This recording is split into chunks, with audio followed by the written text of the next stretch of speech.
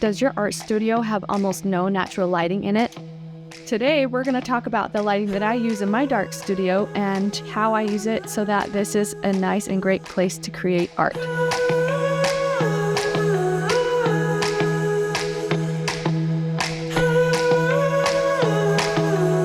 My name is Mackenzie Nelson, and I'm a fine artist and a pattern designer, and I create things like this, portraits, I paint landscapes, I make patterns, illustrations, things like that. So this is my art studio. If you want a tour of it, I do have it linked at the end of the video. If you are an artist and you don't have an art studio, that's totally fine. There are many ways that you can create art without having a dedicated studio.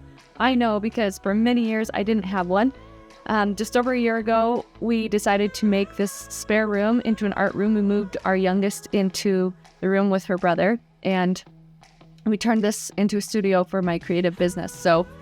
But at the beginning, I was extremely apprehensive because this room has zero natural light. Okay, that's not totally true. There is a little glass window thing that slides open into the landing area. There's a window out there. But that's all I've got. I don't have any windows to the outside in here. And when we thought of moving my artwork up here, I was like, there's no way I can make this into an art studio because it's so dingy. There's wood paneling on the walls, a really low tile ceiling, and old carpets. And again, did I mention no natural lighting? So anyway, after I kind of got past that, I thought, okay, it's a dedicated space for myself. There's a door that closes, which means little fingers that are everywhere in the house can't get to the paintings, which is really good for me and the art. And so we decided to make this room a studio. The next step was to figure out how to bring in proper lighting in here so that I can create artwork that will be done well under proper lighting. So there are 5 types of lighting that I need and that I use in my art studio, and we're going to talk about those. But before I show you the lighting that I use, we're going to talk about lighting warmth for just a second. Depending on how warm or cool your lighting is, it can have a big impact on your artwork. And I learned this the hard way. A few years back, I got a commission for a portrait from a woman, and this was years ago before I had a studio. And before I knew much about lighting and color and, warmth and warm and cool light. And one day my family was outside, and so I decided to take my setup and set it up in the garage. And it was a west-facing garage, but it was in the morning. So there was a lot of cool blue light coming into the garage. So I had my easel set up and I did a lot of painting in there. And then later in the day, I took my painting downstairs into our basement apartment, and I set the easel up under the warm kitchen light, and I was like, what the heck? Like, my painting looked orange. And I realized that what I had done was I had overcompensated for the cool blue light that was shining on my canvas out in the garage in the morning light by mixing extra warm colors. And so when I brought my painting down into a warmer light, it was way too orangey and saturated and warm looking. At about that same time, I was also using a laundry room to paint in, and it had fluorescent lighting, which is also a cooler light.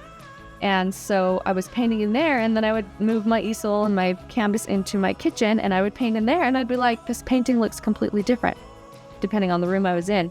And so that really clued me into the fact that the temperature of the lighting has a big impact on the way we mix paint and the way we view paint on the canvas. So when setting up lighting in your studio, you want to make sure that it's not too warm or too cold. You want it to be, I'm trying to remember if it was between 4,500 and 5,000 lumens or something like that. But I'll show you in a second. I have a ring light here that gets warm or cool. Some artists will have lighting that is slightly on the cooler side so that they will naturally paint a little bit warmer because they like to have a more warm glow with their artwork. Okay, let's look at the lighting. Number 1. So these string lights, these cafe lights, aren't necessarily utilitarian, but they are absolutely necessary to bring the type of ambiance and aesthetic that I like to have in my studio while I'm creating. If it were up to me, I would probably have string lights in every room in my house. That might be a little excessive, but they just make me that happy. Lighting number 2. These hairpin lamps have been so amazing for when I'm painting at the easel. So I have 2 of them, and they give me the flexibility of being able to control the lighting depending on whether or not I want to have both of them on or just one. And honestly, I think a lot of the time I just use one because I find that it gives my paintings more than enough light. And so I can raise these up, lower them. I usually keep them up high to try and keep the light farther away, the light source farther away from the artwork. If you don't have a good light above your easel, these hairpin lamps are a really good option. Lighting number 3. This here is a canvas lamp. So I bought this about 2 years ago, and it was an amazing investment because it is not only a lamp, but it is a phone mount. So I put my phone in here, and it's amazing for filming process videos. And so I'll attach my phone onto there and record, but I actually use it more as a lamp than anything. So it does come with a base, a heavy, I got a walnut base, and I'll actually show you. That's the base in there. I don't know if you can see it very well. But right now I have it attached to the desk, and I can move it around, and it's made so well. I'll link that below. Lighting number 4. Okay, so a ring light. This thing was actually given to me by a friend a year ago, and it has been so handy, not only for filming YouTube videos and things like that, but anytime I want to feel like I have like a natural light source coming off the side at my desk when I'm filming, I'll just set this ring light up, turn it on a brighter setting next to my desk, and it looks really nice. So this, and I move it around the room, I can raise it up, raise it down.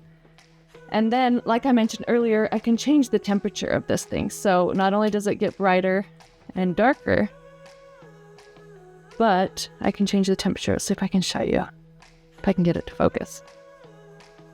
Okay, let's try this. It doesn't really show it, but I can change the temperature of this light. Bonus lighting number 5. Again, kind of like the string lights, not totally necessary, but if you like to have kind of that warm ambiance in your studio, candles are a really nice option. So I hope you enjoyed this video about studio lighting, and just remember, if you don't have a good studio with lots of bright natural light, that's okay. You don't need it. It might be nice and it might be pretty, but you can get by without it. With the proper kind of lighting, you can make any dark room work to create your artwork. My name is Mackenzie Nelson. Don't forget to like and subscribe, and we'll see you at the next video.